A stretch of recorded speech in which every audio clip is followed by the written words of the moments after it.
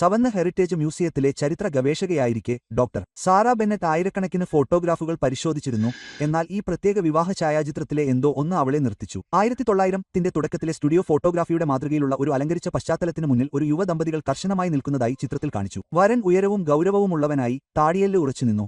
അതേസമയം വധു ലേസും പട്ടും പാളികളുള്ള ഒരു വിശാലമായ വെളുത്ത ഗൗൺ ധരിച്ചിരുന്നു. തലമുറകൾ പഴക്കമുള്ള കുടുംബ സ്മരണികകളുടെ ഒരു ശേഖരത്തിന്റെ ഭാഗമായ ഒരു പ്രാദേശിക എസ്റ്റേറ്റ് വിൽപ്പനയിൽ നിന്നുള്ള സംഭാവനയായിരുന്നു അത്. സാറ ആഴ്ചകളായി ഇനങ്ങൾ പട്ടികപ്പെടുത്തിക്കൊണ്ടിരുന്നു. പക്ഷേ ഈ ഫോട്ടോയ്ക്ക് കൂടുതൽ ശ്രദ്ധ ആവശ്യമാണ്. വധുവിന്റെ മുഖഭാവത്തിൽ എന്തോ ഉണ്ടായിരുന്നു. ഒരു നവദമ്പതിയിൽ നിന്ന് പ്രതീക്ഷിക്കുന്ന നിരാശാജനകമായ സന്തോഷമല്ല, മറിച്ച് പൂർണ്ണമായും മറ്റൊന്നായിരുന്നു. ആ കാലഘട്ടത്തിന് അസാധാരണമായി തോന്നുന്ന ഒരു വിദൂര, ഏതാണ്ട് ധിക്കാരപരമായ ഗുണം അവളുടെ കണ്ണുകളിൽ ഉണ്ടായിരുന്നു. സാറ തന്റെ ഭൂതക്കണ്ണാടി ക്രമീകരിച്ച് നൂറ്റാണ്ട് പഴക്കമുള്ള ചിത്രത്തിലേക്ക് ചാഞ്ഞു. വധുവിന്റെ ഇടതുകൈ അവളുടെ വശത്ത് അമർന്നു. അവളുടെ വിവാഹ വസ്ത്രത്തിന്റെ കാസ്കേഡിംഗ് തുണി ഭാഗികമായി മറഞ്ഞു. സാറ മാഗ്നിഫിക്കേഷൻ വർദ്ധിപ്പിച്ചപ്പോൾ അവളുടെ ശ്വാസം പിടിച്ചു. വെളുത്ത പട്ടുനൂലിന്റെ മടക്കുകൾക്കടിയിൽ ഒരു ബ്ലേഡിന്റെ വ്യക്തമായ രൂപം, അലങ്കരിച്ച പിടിയുള്ള ഒരു കടാര യുവതിയുടെ മറഞ്ഞിരിക്കുന്ന കൈയിൽ മുറുകെ പിടിച്ചിരുന്നു. അത് അസാധ്യമാണ്, സാറ സ്വയം മന്ത്രിച്ചു. 1904-ലെ വിവാഹ ഫോട്ടോഗ്രാഫുകൾ ശ്രദ്ധാപൂർവ്വം അരങ്ങേറിയ ഔപചാരിക കാര്യങ്ങളായിരുന്നു. എല്ലാ വിശദാംശങ്ങളും ആസൂത്രണം ചെയ്യുകയും സൂക്ഷ്മമായി പരിശോധിക്കുകയും ചെയ്തു. എന്നിരുന്നാലും എന്തോ ഗുരുതരമായ തെറ്റിന്റെ നിഷേധിക്കാനാവാത്ത തെളിവ് ഇവിടെ ഉണ്ടായിരുന്നു. സ്വന്തം വിവാഹത്തിൽ ആയുധധാരിയായ ഒരു വധു. സാറ ഉടൻ തന്നെ തന്റെ ഉയർന്ന റെസല്യൂഷൻ ക്യാമറ ഉപയോഗിച്ച് വിശദാംശങ്ങൾ ഫോട്ടോ എടുത്ത് അനുബന്ധ രേഖകൾ പരിശോധിക്കാൻ തുടങ്ങി. മങ്ങിയ വിവാഹ സർട്ടിഫിക്കറ്റ് ദമ്പതികളെ തിരിച്ചറിഞ്ഞു. എലിസബത്ത് റോസും തോമസ് വിറ്റ്മോറും 1904 ജൂൺ 14-ന് ജോർജിയയിലെ സവനയിൽ വിവാഹിതരായി. അന്വേഷണം ആരംഭിച്ചു. ഈ ഫോട്ടോയ്ക്ക് പിന്നിൽ ഒരു നൂറ്റാണ്ടിലേറെയായി മറഞ്ഞിരിക്കുന്ന ഒരു കഥയുണ്ടെന്ന് സാറയ്ക്ക് അറിയാമായിരുന്നു. സത്യം പുറത്തുകൊണ്ടുവരാൻ അവൾ ദൃഢനിശ്ചയം ചെയ്തു. തുകൽബന്ധിത രജിസ്ട്രി പുസ്തകങ്ങളും മഞ്ഞനിറമുള്ള രേഖകളും കൊണ്ട് ചുറ്റപ്പെട്ട മ്യൂസിയത്തിന്റെ ആർക്കൈവ് മുറിയിൽ സാറ പിറ്റേന്ന് രാവിലെ ചെലവഴിച്ചു. വിവാഹ സർട്ടിഫിക്കറ്റ് അവൾക്ക് ആദ്യ സൂചനകൾ നൽകി. വില്യമിന്റെയും മാർത്ത റോസിന്റെയും മകൾ എലിസബത്ത് റോസ്, വയസ്സ് 19. വ്യാപാരിയും ഭൂവുടമയുമായ തോമസ് വിറ്റ്മോർ, വയസ്സ് 34. 15 വയസ്സിനിടയിലുള്ള പ്രായവ്യത്യാസം ഉടനടി ചോദ്യങ്ങൾ ഉയർത്തി. സെൻസസ് രേഖകൾ, സ്വത്ത് രേഖകൾ, പത്രശേഖരങ്ങൾ എന്നിവയുൾപ്പെടെ പേരുകൾ അവർ ക്രോസ് റഫറൻസ് ചെയ്തു. സവാന മോർണിംഗ് ന്യൂസ് ബിസിനസ് വിഭാഗത്തിൽ തോമസ് വിറ്റ്മോറിന്റെ പേര് പതിവായി പ്രത്യക്ഷപ്പെട്ടു. നദീതീരത്ത് നിരവധി വെയർഹൌസുകൾ അദ്ദേഹത്തിന് സ്വന്തമായിരുന്നു. ഗണ്യമായ സമ്പത്തും സ്വാധീനവുമുള്ള ഒരു പ്രമുഖ ബിസിനസ്സുകാരനായി അദ്ദേഹത്തെ വിശേഷിപ്പിച്ചു. ആഭ്യന്തര യുദ്ധത്തിന് മുമ്പ് അദ്ദേഹത്തിന്റെ പിതാവ് ഒരു പരുത്തി ബ്രോക്കറായിരുന്നു. പ്രക്ഷോഭങ്ങൾക്കിടയിലും കുടുംബം അവരുടെ സാമൂഹിക നില നിലനിർത്തിയിരുന്നു. നേരെ മറിച്ച് എലിസബത്ത് റോസിന്റെ കുടുംബം ഒരു തുമ്പും അവശേഷിപ്പിച്ചില്ല. 1902-ൽ മരിച്ച ഒരു ഗുമസ്തനായിരുന്നു അവളുടെ പിതാവ്. അദ്ദേഹത്തിന്റെ വിധവയെയും മകളെയും സാമ്പത്തികമായി ബുദ്ധിമുട്ടിലാക്കി. അദ്ദേഹത്തിന്റെ അർപ്പണബോധമുള്ള ഭാര്യ മാർത്തയും പ്രിയപ്പെട്ട മകൾ എലിസബത്തും ജീവിച്ചിരിക്കുന്നതായി പരാമർശിക്കുന്ന ഒരു ഹ്രസ്വ ചരമക്കുറിപ്പ് സാറ കണ്ടെത്തി. കൂടുതൽ ആഴത്തിൽ കുഴിച്ചപ്പോൾ സാറയ്ക്ക് എന്തോ അസ്വസ്ഥതയുണ്ടാക്കുന്ന ഒരു കാര്യം കണ്ടെത്തി. വിവാഹത്തിനു മുമ്പുള്ള മാസങ്ങളിൽ സവാന മോർണിംഗ് ന്യൂസ് സൊസൈറ്റി പേജുകൾ തോമസ് വിറ്റ്മോറിന്റെ പ്രതീക്ഷിച്ച വിവാഹത്തെക്കുറിച്ച് പലതവണ പരാമർശിച്ചു. പക്ഷേ എല്ലായ്പ്പോഴും വിചിത്രമായ പദപ്രയോഗങ്ങളോടെ. ഭാഗ്യവതിയായ മിസ് റോസ്, എല്ലാ കക്ഷികൾക്കും പ്രയോജനകരമായ ഒരു യൂണിയൻ, വലിയ നേട്ടമുള്ള വിവാഹം. ഭാഷ പ്രണയത്തേക്കാൾ ഒരു ക്രമീകരണത്തെ നിർദ്ദേശിച്ചു. പിന്നീട് സാറ 1903-ലെ ഒരു നഗര ഡയറക്ടറി കണ്ടെത്തി. അതിൽ മാർത്ത റോസും മകൾ എലിസബത്തും പട്ടണത്തിന്റെ അരികിലുള്ള ഒരു ബോർഡിംഗ് ഹൌസിൽ താമസിക്കുന്നതായി രേഖപ്പെടുത്തിയിട്ടുണ്ട്. അത് വിധവകളെയും ദരിദ്രരായ ജോലിക്കാരായ സ്ത്രീകളെയും പാർപ്പിച്ചിരിക്കുന്നതിന്റെ ഒരു പട്ടികയായിരുന്നു. ചിത്രം കൂടുതൽ വ്യക്തമായി കൊണ്ടിരുന്നു. ബുദ്ധിമുട്ടുന്ന കുടുംബത്തിലെ ഒരു യുവതി, സമ്പന്നയായ ഒരു വൃദ്ധ കാമുകൻ, സാമ്പത്തിക രക്ഷ വാഗ്ദാനം ചെയ്ത വിവാഹം. പക്ഷേ അത് കടാരയുടെ അർത്ഥം വിശദീകരിച്ചില്ല. എലിസബത്തിന്റെ മുഖത്തിന്റെ എല്ലാ വിശദാംശങ്ങളും പഠിച്ചുകൊണ്ട് സാറ വീണ്ടും ഫോട്ടോ അടുത്തേക്ക് വലിച്ചു. ക്യാമറയുടെ നീണ്ട എക്സ്പോഷറിന് ആവശ്യമായ ഔപചാരിക ശാന്തതയ്ക്ക് പിന്നിൽ മുമ്പ് അവൾക്ക് എന്താണ് നഷ്ടമായതെന്ന് ഇപ്പോൾ അവൾക്ക് കാണാൻ കഴിഞ്ഞു. താടിയെല്ലിൽ ഒരു സൂക്ഷ്മമായ പിരിമുറുക്കം, കണ്ണുകൾക്ക് ചുറ്റും ഒരു ഇറുകിയത്. ഇത് പരിഭ്രാന്തിയല്ല, ഇത് ഭയമായിരുന്നു. സാറയുടെ അടുത്ത വഴിത്തിരിവ് അപ്രതീക്ഷിതമായ ഒരു ഉറവിടത്തിൽ നിന്നാണ് വന്നത്. വിറ്റ്മോർ കുടുംബവുമായി ബന്ധപ്പെട്ട സ്വത്ത് രേഖകൾ അന്വേഷിക്കുന്നതിനിടയിൽ തോമസ് വിറ്റ്മോറിന്റെ ആദ്യ ഭാര്യ കാതറിൻ 1901-ൽ എലിസബത്തുമായുള്ള വിവാഹത്തിന് വെറും 3 വർഷം മുമ്പ് മരിച്ചുവെന്ന് അവൾ കണ്ടെത്തി. മരണ സർട്ടിഫിക്കറ്റിൽ കാരണം ആകസ്മികമായി താഴേക്ക് വീഴുന്നതായി പട്ടികപ്പെടുത്തിയിട്ടുണ്ട്. ഒരു അപകട മരണം സംശയം ജനിപ്പിച്ചേക്കില്ല. പക്ഷേ സാറയുടെ ചരിത്രകാരന്മാരുടെ സഹജാവബോധം ജാഗ്രത പാലിച്ചു. കാതറിൻ വിറ്റ്മോറിന്റെ മരണത്തെക്കുറിച്ചുള്ള പത്രവാർത്തകൾക്കായി അവർ തിരഞ്ഞു. 6-ാം പേജിൽ ഒരു ചെറിയ ലേഖനം കുഴിച്ചിട്ട നിലയിൽ കണ്ടെത്തി. വ്യാപാരിയായ തോമസ് വിറ്റ്മോറിന്റെ ഭാര്യ ശ്രീമതി കാതറിൻ വിറ്റ്മോറിന് ഇന്നലെ വൈകുന്നേരം ബുൾ സ്ട്രീറ്റിലെ കുടുംബ വസതിയിൽ മാരകമായ പരിക്കേറ്റു. നിർഭാഗ്യവതിയായ സ്ത്രീ പ്രധാന പടിക്കെട്ടിൽ നിന്ന് താഴേക്ക് വീണു. വീട്ടുജോലിക്കാർ അവരെ കണ്ടെത്തി. അവർക്ക് 28 വയസ്സായിരുന്നു. ഒരു പ്രമുഖ കുടുംബത്തിലെ മരണത്തെക്കുറിച്ചുള്ള ലേഖനം വളരെ അപൂർവമായിരുന്നു. ഒരു ശവസംസ്കാരത്തെക്കുറിച്ച് പരാമർശമില്ല.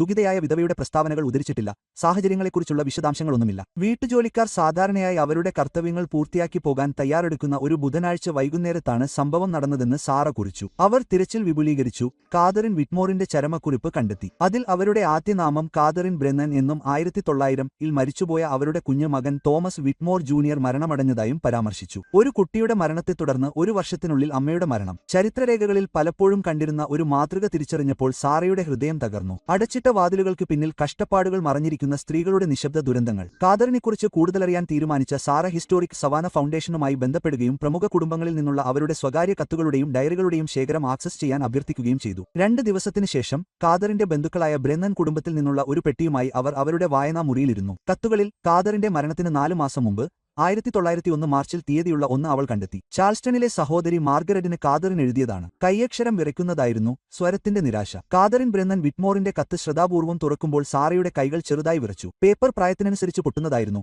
പക്ഷേ വാക്കുകൾ വ്യക്തമായി തുടർന്നു. എഴുത്തുകാരന്റെ വൈകാരികാവസ്ഥയെ ഒറ്റിക്കൊടുക്കുന്ന തിടുക്കത്തിലുള്ള അസമമായ ലിപിയിൽ എഴുതിയിരിക്കുന്നു. പ്രിയപ്പെട്ട മാർഗരറ്റ്, തോമസ് എന്റെ എല്ലാ ലേഖകരെയും നിരീക്ഷിക്കുമ്പോൾ ഞാൻ രഹസ്യമായി നിങ്ങൾക്ക് എഴുതുന്നു. സഹോദരി, അവനെ വിവാഹം കഴിക്കുന്നതിൽ ഞാൻ ഒരു ഭയങ്കര തെറ്റ് ചെയ്തുവെന്ന് ഞാൻ ഭയപ്പെടുന്നു. ഞങ്ങളുടെ പ്രണയകാലത്ത് ദയയായി തോന്നിയത് വളരെ ഇരുണ്ട ഒന്നായി സ്വയം വെളിപ്പെടുത്തിയിരിക്കുന്നു. എന്റെ ജീവിതത്തിന്റെ എല്ലാ വശങ്ങളെയും അവൻ നിയന്ത്രിക്കുന്നു. ഞാൻ ആരോട് സംസാരിക്കുന്നു, ഞാൻ എവിടെ പോകുന്നു, ഞാൻ എന്ത് ധരിക്കുന്നു. കഴിഞ്ഞ ആഴ്ച അമ്മയെ കാണാൻ ഞാൻ അനുവാദം ചോദിച്ചപ്പോൾ അയാൾ എന്റെ മുഖത്തടിച്ചു. ഇപ്പോൾ എന്റെ കുടുംബം താനാണെന്ന് പറഞ്ഞു. സാറ തൊണ്ടയിൽ കുരുങ്ങി നിന്നു. ഗാർഹിക പീഡനം ഇത്ര വ്യക്തമായി രേഖപ്പെടുത്തിയിട്ടുള്ളത് വളരെ അപൂർവമാണെന്ന് മനസ്സിലാക്കാൻ ആവശ്യമായ ചരിത്രരേഖകൾ അവൾ പഠിച്ചിരുന്നു. ആ കാലഘട്ടത്തിലെ സ്ത്രീകൾക്ക് കുറച്ച് മാർഗങ്ങളും വളരെ കുറച്ച് മാർഗങ്ങളുമേ ഉണ്ടായിരുന്നുള്ളൂ. കത്ത് തുടർന്നു. ചതവുകൾ കാണുമ്പോൾ വേലക്കാർ അവരുടെ കണ്ണുകൾ ഒഴിവാക്കുന്നു. ഞങ്ങളുടെ വീട്ടുജോലിക്കാരിയായ മിസ്സിസ് പാറ്റേഴ്സൺ ഒരിക്കൽ എനിക്ക് സഹായം ആവശ്യമുണ്ടോ എന്ന് ചോദിക്കാൻ ശ്രമിച്ചു. അടുത്ത ദിവസം തോമസ് അവളെ ഒരു സൂചനയും കൂടാതെ പറഞ്ഞുവിട്ടു. ഇപ്പോൾ അവർ കാണുന്നത് അംഗീകരിക്കാൻ ആരും ധൈര്യപ്പെടുന്നില്ല. ഈ വീട്ടിൽ, ഈ വിവാഹത്തിൽ രക്ഷപ്പെടാൻ വഴിയില്ലാതെ ഞാൻ കുടുങ്ങിക്കിടക്കുകയാണ്. അച്ഛൻ അറിഞ്ഞാൽ പരിഭ്രാന്തനാകും, പക്ഷേ എനിക്ക് അദ്ദേഹത്തോട് പറയാൻ കഴിയില്ല. നാണക്കേട് ഞങ്ങളുടെ കുടുംബത്തിന്റെ പ്രശസ്തി നശിപ്പിക്കും. ഞാൻ അച്ഛനെതിരെ സംസാരിച്ചാൽ അച്ഛന്റെ ബിസിനസ് ബന്ധങ്ങൾ നശിപ്പിക്കുമെന്ന് തോമസ് ഭീഷണിപ്പെടുത്തി. Double coat. കത്ത് പെട്ടെന്ന് അവസാനിച്ചു. എനിക്ക് ഇപ്പോൾ അടയ്ക്കണം. പടികളിൽ അവന്റെ കാൽപ്പാടുകൾ ഞാൻ കേൾക്കുന്നു. സഹോദരി, എനിക്ക് വേണ്ടി പ്രാർത്ഥിക്കൂ. നീ ഖാദറിനെ സ്നേഹിക്കുന്നു. വായിച്ച കാര്യങ്ങൾ പ്രോസസ്സ് ചെയ്തുകൊണ്ട് സാറ പിന്നിലേക്ക് ഇരുന്നു. ഈ കത്ത് എഴുതി 4 മാസത്തിനു ശേഷം ഖാദറിൻ മരിച്ചു. ഭർത്താവ് ഇറങ്ങുന്നത് കേട്ട അതേ പടികളിലൂടെ വീണു. മരണം ആകസ്മികമാണെന്ന് വിധിക്കപ്പെട്ടെങ്കിലും സാറ ഇനി ആ യാദൃശ്ചികതയിൽ വിശ്വസിച്ചില്ല. അവൾ കത്തിന്റെ ഫോട്ടോ എടുത്ത് പെട്ടിയിലൂടെ തുടർന്നു. സമാനമായ ഭയവും നിരാശയും പ്രകടിപ്പിക്കുന്ന ഖാദറിനിൽ നിന്നുള്ള 2 കത്തുകൾ കൂടി അവൾ കണ്ടെത്തി. പിന്നെ മാർഗരറ്റിന്റെ മറുപടി ഖാദറിൻ മരിക്കുന്നതിന് 2 ആഴ്ച മുമ്പുള്ളതാണെന്ന് അവൾ കണ്ടെത്തി. ഞാൻ സവന്നയിലേക്ക് വരുന്നു. നീ അവനെ ഉപേക്ഷിക്കണം. എന്ത് വില കൊടുത്തും ഞാൻ നിന്നെ സഹായിക്കും. പക്ഷേ മാർഗരറ്റ് ഒരിക്കലും തന്റെ സഹോദരിയെ രക്ഷിച്ചില്ല. ഖാദറിൻ എത്തുന്നതിന് മുമ്പ് മരിച്ചു. ഖാദറിന്റെ ദാരുണമായ കഥ പ്രകാശിച്ചതോടെ വിവാഹവസ്ത്രത്തിൽ ഒരു കടാര ഒളിപ്പിച്ച 19 വയസ്സുള്ള വധുവായ എലിസബത്ത് റോസിലേക്ക് സാറ തന്റെ ശ്രദ്ധ തിരിച്ചു. തോമസ് വിറ്റ്മോറിനെ വിവാഹം കഴിക്കുന്നതിന് മുമ്പ് എലിസബത്തിനെക്കുറിച്ച് എലിസബത്തിന് എന്തറിയാമായിരുന്നു? വിവാഹത്തിന് മുമ്പ് എലിസബത്തിന്റെ ജീവിതം കണ്ടെത്തുന്നതിനായി സാറ നഗര ഡയറക്ടറികളിലേക്കും സെൻസസ് രേഖകളിലേക്കും മടങ്ങി. എലിസബത്ത് മിസ് പോർട്ടറുടെ ചെറുപ്പക്കാർക്കായുള്ള സ്കൂളിൽ പഠിച്ചിരുന്നതായി അവൾ കണ്ടെത്തി. 1902 വരെ അവളുടെ പിതാവിന്റെ മരണം അവളെ പിന്മാറാൻ നിർബന്ധിതയാക്കി. അതിനുശേഷം ബ്രോട്ടൺ സ്ട്രീറ്റിലെ ലെവിയുടെ ഡിപ്പാർട്ട്മെന്റ് സ്റ്റോറിൽ ഒരു ഷോപ്പ് ഗേളായി എലിസബത്ത് ജോലി ചെയ്തിരുന്നതായി രേഖകൾ കാണിച്ചു. മ്യൂസിയത്തിന്റെ ബിസിനസ് ആർക്കൈവിൽ ലെവിസിൽ നിന്ന് തൊഴിൽ രേഖകൾ സാറ കണ്ടെത്തിയപ്പോൾ ഒരു വഴിത്തിരിവുണ്ടായി. 1902 ഒക്ടോബർ മുതൽ 1904 മെയ് വരെ, വിവാഹത്തിന് 1 മാസം മുമ്പ്, എലിസബത്ത് റോസ് ഫാബ്രിക് ഡിപ്പാർട്ട്മെന്റിൽ ഒരു ക്ലാർക്കായി പട്ടികപ്പെടുത്തിയിരുന്നു. അവളുടെ ജോലി ഒരു നൊട്ടേഷനിൽ അവസാനിച്ചു. വിവാഹത്തിനായി രാജിവെച്ചു. എന്നാൽ അവളുടെ ജീവനക്കാരുടെ ഫയലിൽ ഘടിപ്പിച്ച ഒരു കുറിപ്പാണ് സാറയുടെ പൾസ് വേഗത്തിലാക്കിയത്. ഉപഭോക്താക്കളുമായി മികച്ച പ്രകടനം കാഴ്ചവെച്ച വിശ്വസ്തയായ ജോലിക്കാരി മിസ്റ്റർ തോമസ് വിറ്റ്മോറും അദ്ദേഹത്തിന്റെ വാർഡ് മിസ് ജൂലിയയും തമ്മിൽ 1904 ഫെബ്രുവരിയിൽ പരിസരത്ത് ഒരു വഴക്ക് കണ്ടു. ജീവനക്കാരി വിവേചനാധികാരത്തോടെ സാഹചര്യം കൈകാര്യം ചെയ്തു. തോമസ് വിറ്റ്മോറിന് ഒരു വാർഡ് ഉണ്ടായിരുന്നു. സാറ ഉടൻ തന്നെ ജൂലിയെക്കുറിച്ചുള്ള വിവരങ്ങൾ തിരയാൻ തുടങ്ങി. 1900 സെൻസസിൽ അവൾ അവളെ കണ്ടെത്തി. ഖാദറിൻ ബ്രെനൻ വിറ്റ്മോറിന്റെ മരുമകൾ ജൂലിയ പ്രസ്റ്റൺ, 12 വയസ്സ്. അവളുടെ മാതാപിതാക്കൾ മഞ്ഞപ്പനി ബാധിച്ച് മരിച്ചതിനുശേഷം വിറ്റ്മോർ വീട്ടിൽ താമസിച്ചു. 1901 ഖാദറിൻ മരിച്ചതിനുശേഷം ജൂലിയ ഇവിടെ തന്നെ തുടരുമായിരുന്നു. തോമസിന്റെ കസ്റ്റഡി. 2 തവണ അനാഥയായ ഒരു പെൺകുട്ടി തന്റെ അമ്മായിയെ കൊലപ്പെടുത്തിയ ഒരാളോടൊപ്പം താമസിക്കുന്നു. സാറയുടെ വയറുമാറി. ജൂലിയയ്ക്ക് എന്ത് സംഭവിച്ചുവെന്ന് അവൾക്ക് അറിയണമായിരുന്നു. മരണരേഖകളിൽ പ്രവേശനമില്ലായിരുന്നു. വിവാഹരേഖകളിൽ ഒന്നും കാണിച്ചില്ല. തുടർന്ന് 1904 മാർച്ചിലെ സവാന മോർണിംഗ് ന്യൂസ് ലേഖനത്തിൽ അവൾ ഒരു ചെറിയ നോട്ടീസ് കണ്ടെത്തി. 16 വയസ്സുള്ള മിസ് ജൂലിയ പ്രസ്റ്റൺ തന്റെ രക്ഷാധികാരി മിസ്റ്റർ തോമസ് വിറ്റ്മോറിന്റെ ചാരിറ്റബിൾ സംഭാവനയുടെ സ്പോൺസർഷിപ്പിൽ ചാൾസ്റ്റണിലെ സേക്രഡ് ഹാർട്ട് അക്കാദമി ബോർഡിംഗ് സ്കൂളിൽ ചേർന്നു. അദ്ദേഹം അവളെ പറഞ്ഞയച്ചു. 3 മാസത്തിനു ശേഷം അദ്ദേഹം എലിസബത്തിനെ വിവാഹം കഴിച്ചു. ലെവീസിൽ എലിസബത്ത് കണ്ട വഴക്ക് തോമസ് ജൂലിയയെ ഭീഷണിപ്പെടുത്തുകയോ ദുരുപയോഗം ചെയ്യുകയോ ആയിരുന്നോ എന്ന് സാറ ചിന്തിച്ചു. അപ്പോഴാണ് താൻ പ്രവേശിക്കുന്ന അപകടത്തെക്കുറിച്ച് എലിസബത്തിന് ആദ്യം മനസ്സിലായതെങ്കിൽ തോമസ് വിറ്റ്മോറിന്റെ യഥാർത്ഥ സ്വഭാവം കാണുന്നതിൽ നിന്ന് എലിസബത്ത് എങ്ങനെയാണ് അവനെ വിവാഹം കഴിക്കാൻ സമ്മതിച്ചതെന്ന് സാറ മനസ്സിലാക്കേണ്ടതുണ്ട്. വിവാഹനിശ്ചയ പ്രഖ്യാപനത്തെക്കുറിച്ച് എന്തെങ്കിലും പരാമർശം തേടി അവൾ പത്രശേഖരത്തിലേക്ക് മടങ്ങി. 1904 ഏപ്രിലിലെ സൊസൈറ്റി പേജുകളിൽ അവൾ അത് കണ്ടെത്തി. ഈ നഗരത്തിലെ ബഹുമാന്യനായ വ്യാപാരിയായ മിസ്റ്റർ തോമസ് വിറ്റ്മോർ പരേതയായ വില്യമിന്റെ മകൾ മിസ് എലിസബത്ത് റോസുമായുള്ള തന്റെ വിവാഹനിശ്ചയം പ്രഖ്യാപിച്ചു. റോസ്. ജൂണിൽ മിസ്റ്റർ വിറ്റ്മോറിന്റെ വസതിയിൽ വെച്ചാണ് വിവാഹം നടക്കുക. മിസ് റോസിന്റെ അമ്മ ശ്രീമതി മാർത്ത റോസ് അനുകൂലമായ മത്സരത്തിൽ വലിയ സന്തോഷം പ്രകടിപ്പിക്കുന്നു. ഈ പദപ്രയോഗം സാറയെ അത്ഭുതപ്പെടുത്തി. അനുകൂലമായ മത്സരത്തിൽ വലിയ സന്തോഷം. സ്നേഹമല്ല, സന്തോഷമല്ല, മറിച്ച് നേട്ടമാണ്. സാറ ഇത് സാമ്പത്തിക രേഖകൾ ഉപയോഗിച്ച് പരാമർശിക്കുകയും വിവാഹനിശ്ചയത്തിന് 1 മാസം മുമ്പ് 1904 മാർച്ചിൽ മാർത്ത റോസിന് തന്റെ ബോർഡിംഗ് ഹൌസിൽ നിന്ന് അടക്കാത്ത വാടകയ്ക്ക് കുടിയൊഴിപ്പിക്കൽ നോട്ടീസ് നൽകിയതായി കണ്ടെത്തുകയും ചെയ്തു. തുടർന്ന് 1904 മെയ് മാസത്തിൽ അതേ കടം നിഗൂഢമായി തീർന്നു. മാർത്ത റോസ് സവാനയുടെ പ്രാന്തപ്രദേശത്തുള്ള ഒരു ചെറിയ കോട്ടേജിലേക്ക് താമസം മാറി. സ്വത്ത് രേഖകൾ കാണിക്കുന്ന ഒരു കോട്ടേജ് തോമസ് വിറ്റ്മോറിന്റെ ഉടമസ്ഥതയിലായിരുന്നു. ചിത്രം ഇപ്പോൾ വളരെ വ്യക്തമായി. ദാരിദ്ര്യവും സാമൂഹിക തകർച്ചയും നേരിടുന്ന വിധവയായ അമ്മയും മകളും നേരിടുന്ന ഒരു നിരാശാജനകമായ കുടുംബത്തെ തോമസ് തിരിച്ചറിഞ്ഞു. എലിസബത്തിനെ വിവാഹം കഴിക്കാനുള്ള ഒരു പരിഹാരം വാഗ്ദാനം ചെയ്തു. ഇതിനകം തന്നെ ഒരു ഭാര്യയെ മരണത്തിലേക്ക് തള്ളിവിട്ട ഒരാൾ ശ്രദ്ധാപൂർവം ആസൂത്രണം ചെയ്ത ഒരു ഇടപാടായിരുന്നു അത്. എന്നാൽ ആ ഫെബ്രുവരിയിൽ ലെവീസിൽ എലിസബത്ത് എന്തോ കണ്ടു. തോമസിന്റെ ക്രൂരതയ്ക്കുള്ള കഴിവ് അവൾ കണ്ടിരുന്നു. നേരിട്ട് അവൾ എന്താണ് സമ്മതിക്കുന്നതെന്ന് അവൾക്കറിയാമായിരുന്നു. പക്ഷേ അവൾക്ക് മറ്റു മാർഗമില്ലായിരുന്നു. അമ്മയുടെ അതിജീവനം അതിനെ ആശ്രയിച്ചിരുന്നു. വിവാഹത്തിന് 2 ആഴ്ച മുമ്പ് 1904 മെയ് 28 ബേ സ്ട്രീറ്റിലെ മോറിസൺസ് ഹാർഡ്വെയറിൽ നിന്നുള്ള ഒരു രസീത് സാറ കണ്ടെത്തി. അത് വിവാഹത്തിന് 2 ആഴ്ച മുമ്പ്. വാങ്ങൽ വെള്ളി PET കൊത്തിയെടുത്ത ഒരു അലങ്കാര ലെറ്റർ ഓപ്പണർ. വാങ്ങുന്നയാൾ എലിസബത്ത് റോസ്. അത് ഒരു ലെറ്റർ ഓപ്പണർ ആയിരുന്നില്ല. താൻ ഏതുതരം പുരുഷനെയാണ് വിവാഹം കഴിക്കാൻ പോകുന്നതെന്ന് കൃത്യമായി അറിയാമായിരുന്നതിനാൽ എലിസബത്ത് സ്വയം കടാര വാങ്ങി. തന്റെ ജീവൻ അപകടത്തിലാണെന്ന് അവൾ മനസ്സിലാക്കിയതിനാൽ അവൾ വിവാഹദിനത്തിനായി സ്വയം ആയുധം ധരിച്ചിരുന്നു. യഥാർത്ഥ വിവാഹത്തെക്കുറിച്ച് കൂടുതൽ വിവരങ്ങൾ കണ്ടെത്തുന്നതിനായി സാറ സവന്ന ഹിസ്റ്റോറിക്കൽ സൊസൈറ്റിയെ ബന്ധപ്പെട്ടു. ജെയിംസ് എന്ന ലൈബ്രറിയൻ അവളെ വിവിധ സവന്ന കുടുംബങ്ങൾ സംഭാവന ചെയ്ത സ്വകാര്യ ജേണലുകളുടെ ഒരു ശേഖരത്തിലേക്ക് നയിച്ചു. അവയിൽ മാർത്ത റോസുമായി സൗഹൃദത്തിലായിരുന്ന ക്ലാര സദർലാൻഡിന്റേതായ ഒരു ഡയറി ഉണ്ടായിരുന്നു. 1904 ജൂൺ 14 ക്ലാരയുടെ എൻട്രി വിവാഹദിനത്തിന്റെ നേരിട്ടുള്ള വിവരണം നൽകി. ബുൾ സ്ട്രീറ്റിലെ വിറ്റ്മോർ വസതിയിൽ ഇന്ന് ഉച്ചയ്ക്ക് എലിസബത്ത് റോസിന്റെ വിവാഹത്തിൽ പങ്കെടുത്തു. അതൊരു തോമസ് വിറ്റ്മോറിന്റെ ഭർത്താവിന് തികച്ചും അസാധാരണമായ ഒരു ചെറിയ കാര്യം. അടുത്ത കുടുംബാംഗങ്ങളും ചുരുക്കം ചില സാക്ഷികളും മാത്രമേ അവിടെ ഉണ്ടായിരുന്നുള്ളൂ. മാർത്ത ആശ്വാസത്തോടെയും ഉത്കണ്ഠയോടെയും കാണപ്പെട്ടു. എലിസബത്ത് ശാന്തയായി കാണപ്പെട്ടു. ഏതാണ്ട് അസ്വാഭാവികമായി ഒരു സന്തോഷകരമായ അവസരം ആഘോഷിക്കുന്നതിനു പകരം ഒരു ദുരന്തത്തിനായി സ്വയം മോഷ്ടിച്ചതുപോലെ. ക്ലാര തുടർന്നു, ചടങ്ങിനിടെ എലിസബത്ത് തന്റെ ഇടതുകൈ വസ്ത്രത്തിന്റെ മടക്കുകളിൽ ഒളിപ്പിച്ചു വച്ചിരിക്കുന്നത് ഞാൻ ശ്രദ്ധിച്ചു. തോമസിനെ ഭർത്താവായി സ്വീകരിക്കുമോ എന്ന് സന്യാസി ചോദിച്ചപ്പോൾ ഒരു ചെറിയ മടിയുണ്ടായിരുന്നു. അവൾ നിരസിക്കുമെന്ന് ഞാൻ കരുതിയ ഒരു നിമിഷം. പക്ഷേ അവൾ മന്ത്രിച്ചു, എനിക്ക് ഇഷ്ടമാണ്. അങ്ങനെ പ്രവൃത്തി പൂർത്തിയായി. തോമസ് എന്നെ അസ്വസ്ഥനാക്കുന്ന രീതിയിൽ പുഞ്ചിരിച്ചു. ആ പുഞ്ചിരിയിൽ സ്നേഹമല്ല, ഒരു ആസക്തി ഉണ്ടായിരുന്നു. എൻട്രി അവസാനിച്ചു. ഫോട്ടോഗ്രാഫർ പിന്നീട് പാർലറിൽ അവരുടെ ഛായാചിത്രം എടുത്തു. എലിസബത്ത് ഒരു പ്രതിമ പോലെ ഉറച്ചുനിന്നു. പിന്തുണയുടെ ആംഗ്യം കാണിക്കാൻ ഞാൻ അവളുടെ കണ്ണിൽ പിടിക്കാൻ ശ്രമിച്ചു. പക്ഷേ അവൾ എവിടെയോ അകലെയാണെന്ന് തോന്നി. അവളുടെ നോട്ടം ക്യാമറയ്ക്ക് അപ്പുറത്തുള്ള എന്തോ ഒന്നിൽ ഉറപ്പിച്ചു. അവൾ സന്തോഷം കണ്ടെത്തുമെന്ന് ഞാൻ പ്രാർത്ഥിക്കുന്നു. പക്ഷേ അവളുടെ ഭാവിയെക്കുറിച്ച് ഞാൻ ഭയപ്പെടുന്നു. സാറ സംശയിച്ചത് സ്ഥിരീകരിച്ച ക്ലാരയുടെ നിരീക്ഷണങ്ങൾ. തന്നെ കാത്തിരിക്കുന്നത് എന്താണെന്ന് കൃത്യമായി അറിയുന്ന എലിസബത്ത് ആ വിവാഹത്തിലേക്ക് നടന്നു. തനിക്ക് കൈകാര്യം ചെയ്യാൻ കഴിയുന്ന ഒരേയൊരു പ്രതിരോധമായ ഒരു മറഞ്ഞിരിക്കുന്ന ബ്ലേഡും ഇരുമ്പ് വിൽപത്രവും ഉപയോഗിച്ച് സാറ വിവാഹശേഷം എന്താണ് സംഭവിച്ചതെന്ന് അറിയണമായിരുന്നു. എലിസബത്ത് വിറ്റ്മോറിന്റെ തുടർന്നുള്ള രേഖകൾക്കായി അവൾ തിരഞ്ഞു. ജനന സർട്ടിഫിക്കറ്റുകൾ, മരണരേഖകൾ, സ്വത്ത് കൈമാറ്റം. എലിസബത്ത് തന്റെ വിവാഹത്തിൽ നിന്ന് രക്ഷപ്പെട്ടോ അതോ തോമസ് വിറ്റ്മോറിന്റെ ഇരകളിൽ ഒരാളായി മാറിയോ എന്ന് പറയുന്ന എന്തും. തിരച്ചിൽ ബുദ്ധിമുട്ടാണെന്ന് തെളിഞ്ഞു. സ്ത്രീകളുടെ ഐഡന്റിറ്റികൾ പലപ്പോഴും അവരുടെ ഭർത്താവിന്റെ പേരുകളിൽ ഉൾപ്പെട്ടിരുന്നു. അവരുടെ വ്യക്തിഗത ജീവിതം പൊതുരേഖകളിൽ നിന്ന് മായ്ച്ചു. സാറയുടെ വഴിത്തിരിവ് ഒരു അപ്രതീക്ഷിത ഉറവിടത്തിൽ നിന്നാണ്. പോലീസ് രേഖകൾ. സവന്ന പോലീസ് ഡിപ്പാർട്ട്മെന്റ് അടുത്തിടെ അവരുടെ ചരിത്ര സംഭവ റിപ്പോർട്ടുകൾ ഡിജിറ്റൈസ് ചെയ്തു. 1904 ജൂൺ മുതലുള്ള എൻട്രികൾ സ്ക്രോൾ ചെയ്തുകൊണ്ട് സാറ മണിക്കൂറുകളോളം ചെലവഴിച്ചു. വിവാഹത്തിന് പിറ്റേന്ന് 1904 ജൂൺ 15 അവളുടെ ഹൃദയമിടിപ്പ് കൂട്ടുന്ന ഒരു റിപ്പോർട്ട് അവൾ കണ്ടെത്തി. 412 ബുൾ സ്ട്രീറ്റിൽ തോമസ് വിറ്റ്മോറിലെ താമസക്കാർ അയൽക്കാരുടെ ശബ്ദ പരാതിക്ക് മറുപടി നൽകി. എത്തിയപ്പോൾ വലതു കൈക്കും ഗുരുതരമായ മുറിവുകളുള്ള വിറ്റ്മോറിനെ ഉദ്യോഗസ്ഥർ കണ്ടെത്തി. ജനൽ തകർന്നതിന്റെ ഫലമായുണ്ടായ ആകസ്മിക പരിക്കാണ് പരിക്കെന്ന് അദ്ദേഹം അവകാശപ്പെട്ടു. ശ്രീമതി എലിസബത്ത് വിറ്റ്മോർ അവിടെയുണ്ടോ? പരിക്കുകളൊന്നുമില്ലെങ്കിലും ദൃശ്യപരമായി വിറച്ചു. മിസ്റ്റർ വിറ്റ്മോർ വൈദ്യസഹായം നിരസിച്ചു. റിപ്പോർട്ട് ഫയൽ ചെയ്യാൻ വിസമ്മതിച്ചു. കിടപ്പുമുറിയിലെ ഗ്ലാസ് തകർന്നതായി ഉദ്യോഗസ്ഥർ ശ്രദ്ധിച്ചു. സംഘർഷത്തിന്റെ ലക്ഷണങ്ങൾ. മിസ്റ്റർ വിറ്റ്മോർ ഉദ്യോഗസ്ഥർ സ്ഥലം വിട്ടുപോകാൻ നിർബന്ധിച്ചു. പരാതിക്കാർ സഹകരിക്കാൻ വിസമ്മതിച്ചതിനാൽ തുടർ നടപടികൾ സ്വീകരിച്ചില്ല. സാറ റിപ്പോർട്ട് 3 തവണ വായിച്ചു. അവളുടെ മനസ്സ് തിടുക്കപ്പെട്ടു. തകർന്ന ജനൽ, തോമസിന്റെ കൈയിലുമുള്ള മുറിവുകൾ. എലിസബത്ത് വിറച്ചു. പക്ഷെ പരിക്കുകളൊന്നുമില്ല.